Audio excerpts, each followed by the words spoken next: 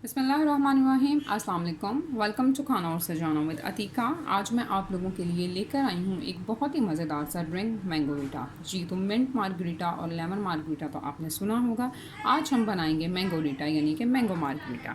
जी, तो इंग्रेडिएंट्स उसके लिए चाहिए। मैंने ये दो नॉर्मल छोटे आम लिए थे, उनको मैंने छील कर काट लिया है।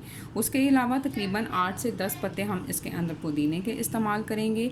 1 टेबल स्पून के करीब इसके अंदर लेमन जूस जाएगा। और इसके अलावा हम अपने इसमें टेस्ट को इन्हेंस करने के लिए बिल्कुल चुटकी सा काला नमक ऐड करेंगे और 1 टीस्पून के करीब शुगर ऐड करेंगे। शुगर इसमें ऑप्शनल है, आप चाहें तो आप स्किप भी कर सकते हैं क्योंकि आम अगर मीठे हो तो हमें शुगर की ज़रूरत बिल्कुल नहीं पड़ेगी।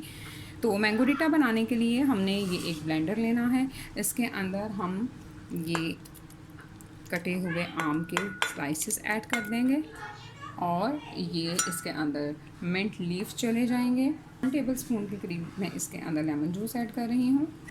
ये बिल्कुल चुटकी के करीब इसके अंदर काला नमक चला गया और ये 1 टेबल स्पून के करीब मैं इसके अंदर शुगर ऐड कर रही हूँ। इसके अलावा हम इसके अंदर ठंडा पानी ऐड करेंगे। अगर आप चाहें तो आप इसके अंदर बर्फ़ भी इस्तेमाल कर सकते हैं। इन तमाम चीज़ों को हम अच्छी तरह से ब्लेंड कर लेंगे। जी, तो ये देखिए मैंने इन तमाम चीज़ों को अच्छी तरह से ब्लेंड कर लिया है। अगर आप इसको मज़ीद पतला करना चाहें तो आप इसमें और भी पानी ऐड कर सकते हैं और ये झटपट हमारे पास मज़ेदार सा मैंगोरिटा जो है वो तैयार हो गया है।